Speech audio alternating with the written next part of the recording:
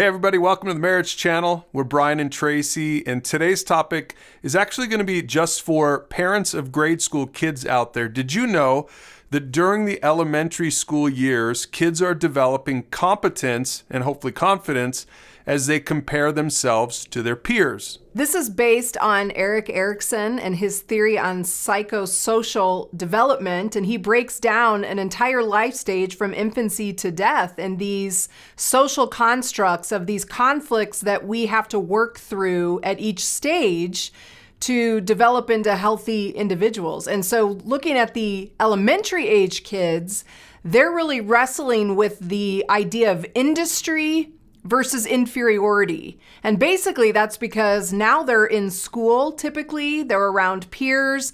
They start to realize, oh, some kids might be smarter or faster or more talented, and they start to compare themselves. And so Eric Erikson would say in this stage, they have to wrestle with that conflict of working hard and then, am I good enough? Am I going to be competent? Am I going to develop self-confidence in this stage? So for today's video, we have a few do's and don'ts for parenting these grade school kids with this idea in mind. And the first one is do encourage. Your kid may want to give up as soon as they think they can't achieve, but you need to teach them to work at it, but also don't overpraise them either. If your kids are already internally kind of wrestling with this idea of comparing themselves and this conflict of, am I good enough or do I compare well? Am I smarter or better or faster than my peers?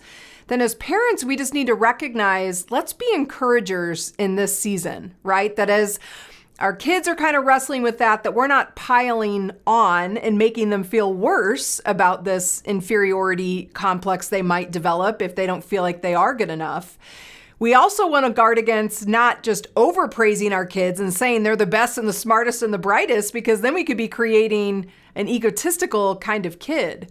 So the first thing that I just think for parents, just as you understand this theory in play, that for your kids, they need you to be an encourager. They need to know that you believe in them and that you want to help them to develop into the best person that they can be. Now, number two, don't pressure, especially in sports or in other competitive activities. Be quick to encourage fun over being the best. And Tracy, for some parents, especially the competitive ones out there, this one might be really hard. Yeah, and this one was hard for us. You know, sports has kind of taken on a life of its own in our youth today. And at earlier and earlier ages, we've got our kids in competitive situations.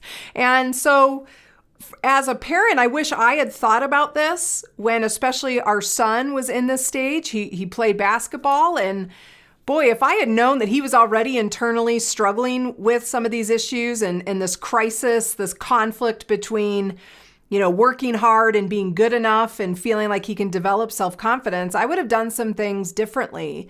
And I do think that a lot of parents, we put pressure on our kids. Our kids are hearing our expectations, they're hearing our feedback. And so if we're playing into any fear that they have that maybe they're not good enough, maybe their friend is better or smarter, then we're just making this internal conflict even worse. So let's just be careful, parents, especially at this age, that we're not pressuring our kids and making competitive sports or, whatever extracurricular activity your kid is involved in, make that into something that's more pressure than just having fun and enjoying it for what it is. And then number three, don't compare. Your kids are already comparing themselves to others, so they don't need you pointing out where they fail to measure up. Again, parents, this is just something to be aware of, that you're not comparing your kids to other siblings, that you're not comparing to peers and saying, oh, so-and-so is so smart, or look how they did on that science fair project or whatever, and make a direct comparison like somehow that means your kid just doesn't have the smarts or the athletic ability or whatever it is. Again, the whole point of this really is your kids are already dealing with this crisis of development within them, right? Of now being around peers and comparing themselves. So now it really is kind of, can I put in the hard work and succeed, or do I not try because I'm not going to succeed? And how that affects their self-confidence. So I think as parents, let's just pay attention that we're encouraging our kids certainly we need to be encouraging our kids and looking for activities that bring out the traits and the strengths that they have, that we really are not putting pressure on them and making them feel like they have to attain some certain level, and then we're just not comparing them, that we just really look at embracing their wherever they are in their life at this time, seeing it as fun, not something where they have to measure up to some standard that you have for them, because that's not going to help them with this internal struggle they're already facing developmentally. Now, Trace, I could imagine some parents, maybe dads more likely than not, saying, well, this list looks like I'm raising a soft kid. I don't want to raise a wimp. You know, there's a real hard world out there, and it sounds to me like we're raising kids who aren't going to be ready for it. How would you respond to that? Yeah, again, I think this theory is just interesting for insight as a parent, just to know an internal struggle that your kid is going through, and every kid in that age group, according to the theory, right, and to the research that Eric Erikson did. But as far as raising like soft kids, I think the point of this is we want to raise confident kids.